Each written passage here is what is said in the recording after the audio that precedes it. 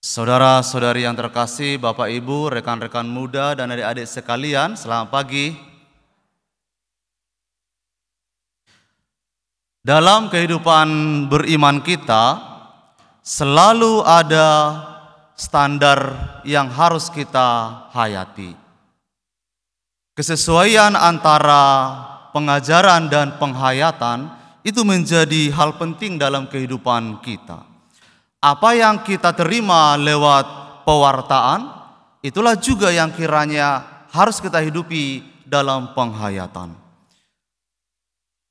Nubuat Nabi Maleakhi dalam bacaan pertama hari ini mewartakan kepada bangsa Israel betapa Allah itu murka kepada mereka karena para imam yang dipilih oleh Tuhan dari antara mereka untuk mewartakan kebenaran, ternyata pewartaan mereka telah menyesatkan banyak orang. Dan dalam kitab suci dikatakan secara lebih tegas, pewartaan mereka telah membuat banyak orang tergelincir, jatuh dalam kesesatan. Karena mereka ternyata mengajar banyak orang, tetapi justru membebani banyak orang dengan pengajaran-pengajaran mereka.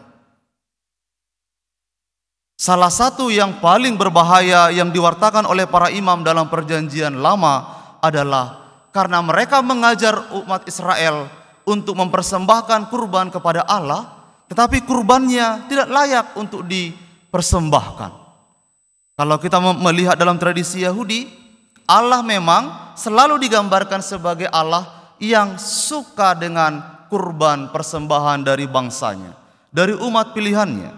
Maka kalau kita membaca ketika perjalanan bangsa Israel dari Mesir ke tanah Kanaan, dalam perjalanan yang sekian tahun itu, ketika mereka merasa hubungannya kurang harmonis dengan Allah, persembahkanlah kurban kepada Allah. Dan salah satu syarat kurban itu adalah kurban yang baik. Anak domba tambun, jantan, yang baik, yang terbaik dari kurban-kurban yang lain. Tak boleh bercacat, tak boleh ada cacat celahnya. Pada waktu itu ternyata para imam seolah-olah melegalkan, boleh kau persembahkan, yang penting upetinya kau bayar kepada para imam. Saudara-saudari yang terkasih, itu sebuah inkonsistensi, ketidaksesuaian antara pengajaran dari para imam dengan apa yang mereka terapkan kepada umat. Mereka justru lewat perkataannya menyesatkan umat, menjatuhkan umat. Saudara-saudari yang terkasih, pewartaan ini memberi pesan kepada kita bahwa persembahan sekecil apapun bentuknya dari kita hendaklah dijiwai oleh intensi yang begitu tulus kepada Tuhan. Bukan karena banyaknya, bukan karena besarnya, tapi haruslah dari hati yang paling tulus kepada Allah. Kalau ada hati yang tulus, maka bentuknya pasti yang terbaik, bukan? Pasti yang baik. Saudara-saudari yang terkasih, dalam perjanjian baru, kita tidak lagi menyembah Tuhan dengan kurban-kurban persembahan. Karena Yesus sendiri telah menjadi kurban keselamatan bagi kita. Yesus itu mempersembahkan dirinya sebagai kurban satu kali untuk selama-lamanya. Dan itulah kurban kita yang paling agung, kurban kita yang paling sempurna bagi Tuhan. Dan lewat kurban itu, kita tidak lagi menyembah Tuhan dengan kurban-kurban persembahan yang lain, tapi kita menyembah Tuhan dalam roh dan kebenaran.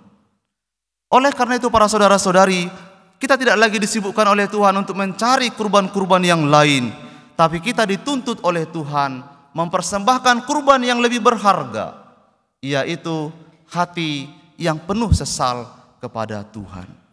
Dan dalam Mazmur Daud dikatakan, Tuhan tidak berkenan akan kurban persembahan, tapi Tuhan lebih berkenan pada hati yang remuk redam. Begitu para saudara-saudari. Hati yang remuk redam inilah yang mau kita persembahkan kepada Allah. Saya sangat senang merenungkan perayaan Ekaristi para saudara-saudari, Karena di bagian awal perayaan Ekaristi itu selalu gereja itu memberikan satu ritus yang baik. Saudara-saudari, mari kita mengawali perayaan suci ini dengan mohon ampun kepada Tuhan. Kalau kita menyadari itu sungguh-sungguh, itu ajakan yang luar biasa. Momen yang berharga bagi kita untuk memang datang kepada Tuhan, seperti seorang pemungut cukai yang datang ke bait Allah itu jauh-jauh di belakang sana menepuk dadanya berkata, Tuhan, aku tidak layak, kasihanilah aku orang yang berdosa ini. Itulah para saudara-saudari disposisi kita selalu ketika berhadapan dengan Tuhan. Ketika kita datang kepada Tuhan, haruslah kita selalu dengan hati yang remuk redam, yang penuh sesal. Lawannya adalah orang yang selalu menganggap dirinya benar, lalu merasa Tuhan, lalu menonjolkan semua apa yang dia buat.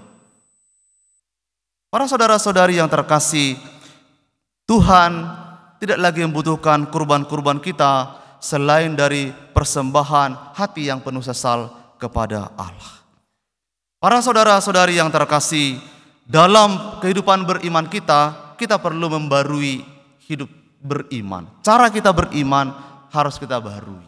Hari ini Yesus mengajak kita supaya kita melampaui formalisme dalam kehidupan beriman. Ritual-ritual itu penting, tapi jangan kita sibuk dengan ritual, karena ada nilai yang dibalik ritual itu, yaitu penyembahan kepada Tuhan dengan hati yang bertobat. Pertobatan hati itulah yang paling berharga dari semua ritual dan forma-forma dalam kehidupan beriman kita.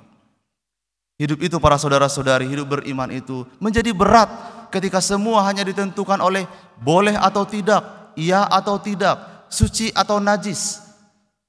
Menjadi sibuk sendiri kita dan kita terbebani sendiri hanya dengan memikirkan semua itu. Iman tidak boleh direduksi oleh semua aturan-aturan semata, tapi iman itu harus mengangkat kita lebih tinggi untuk mencapai Tuhan dalam permenungan dan kontemplasi yang baik. Saudara-saudari, pewartaan yang paling baik, pewartaan yang paling berharga bagi Tuhan adalah hidup yang disemangati oleh pelayanan. Melayani itu sudah mengandaikan pengosongan diri kita, perendahan diri kita, sudah mengandaikan apa yang kita terima dari Tuhan, itu kita berusaha hayati sehari-hari. Kita gumuli dalam kehidupan. Kalau orang mau melayani, itu sudah mencakup semua dari tugas gereja itu. Saudara-saudari, ada 5 tugas gereja, ya kan? Yang sering kita kenal panca tugas gereja. Pertama dikatakan kerikma, pewartaan. Semua kita ini harus mewartakan tentang Injil Tuhan. Lalu yang kedua dikatakan koinonia, persekutuan. Semua kita yang mendengar pewartaan itu harus hidup dalam persekutuan, hidup bersama komunitas, hidup bersama dengan orang lain, dengan damai dan rukun. Yang ketiga, hidup dalam diakonia, pelayanan. Kita harus melayani. Setelah kita mendengar sabda Tuhan, setelah kita berusaha hidup bersama orang lain, kita berusaha untuk melayani satu sama lain. Seperti Yesus melayani kita. Melayani.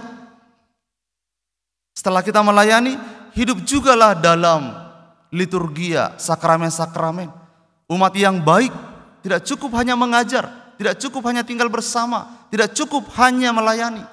Terima juga sakramen-sakramen. Seringkali gereja mengatakan setidaknya inisiasi itu diterima. Sakramen yang 3 utama itu karena pintu untuk masuk ke dalam pertumbuhan hidup menggereja. Tapi ada juga hal yang lebih penting, yaitu martiria, menjadi saksi. Semua itu para saudara-saudari menjadi satu kesatuan bagi kita kalau kita melakukan satu dari kelima tugas menggereja itu. Berbeda satu sama lain, tapi saling mengandaikan. Para saudara-saudari yang terkasih, biarlah kita ini kecil di mata banyak orang, karena kita melakukan mungkin tidak selalu hal yang besar. Tapi biarlah Anda menjadi besar, mulia di hadapan Tuhan, karena kita boleh melakukan dengan cinta yang besar. Kita merendahkan diri lewat karya pelayanan, tapi Tuhan meninggikan kita karena melakukannya dengan penuh cinta. Tuhan memberkati.